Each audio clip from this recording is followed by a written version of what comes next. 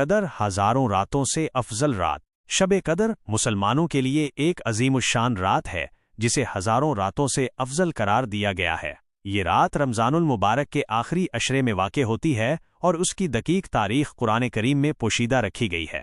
تاہم اس رات کی فضیلت اور برکات کا ذکر قرآن مجید میں مختلف مقامات پر ملتا ہے۔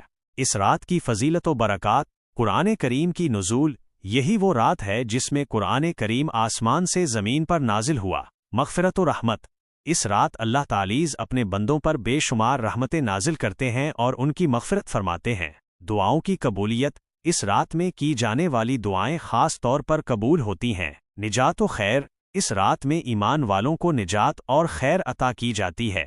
شب قدر کی تلاش، چونکہ شب قدر کی دقیق تاریخ معلوم نہیں ہے، اس لیے مسلمان اسے تلاش کرنے کی کوشش کرتے ہیں۔ اس کی تلاش کے لیے آخری عشرے کی طاق راتوں میں خصوصی عبادت کی جاتی ہے۔ ان راتوں میں قرآن کریم کی تلاوت، نماز، استغفار، صدقہ اور دیگر نیک اعمال کی کثرت کی جاتی ہے۔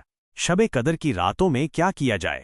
قرآن کریم کی تلاوت، قرآن کریم کی تلاوت کا خاص اہتمام کیا جاتا ہے۔ نماز، زیادہ سے زیادہ نماز ادا کی جاتی ہے۔ استغفار، اللہ تعالی سے مغفرت کی دعا کی جاتی ہے۔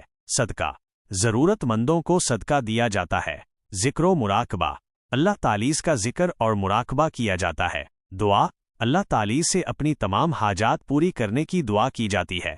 شب قدر کی راتوں میں کیا نہ کیا جائے؟ گناہوں سے اجتناب کیا جاتا ہے۔ جھگڑوں اور تکرار سے بچا جاتا ہے۔ غیبت، دوسروں کی غیبت کرنے سے پرہیز کیا جاتا ہے۔ حسد، دوسروں سے حسد کرنے سے بچا جاتا ہے۔ شب قدر کی برکات حاصل کرنے کے لیے کیا کرنا چاہیے؟ ایمان کامل کے ساتھ اللہ تعالی پر یقین رکھنا۔ عمل صالح، نیک اعمال کی کثرت کرنا۔ استغفار، اللہ تعالی سے مغفرت طلب کرنا۔ دعا، اللہ تعالی سے اپنی تمام حاجات پوری کرنے کی دعا کرنا۔ شب قدر کی برکات حاصل کرنے کے لیے یہ ضروری ہے کہ ہم پورے سال اللہ تعالی کے فرما بردار رہیں اور اس کی اطاعت میں لگے رہیں۔ اس کے ساتھ ساتھ ہمیں شب قدر کی راتوں میں بھی خاص طور پر عبادت اور ذکر و مراقبہ میں مشغول رہنا چاہیے۔ انشاءاللہ اس طرح ہم شب قدر کی برکات سے بھرپور طریقے سے مستفید ہو سکتے ہیں۔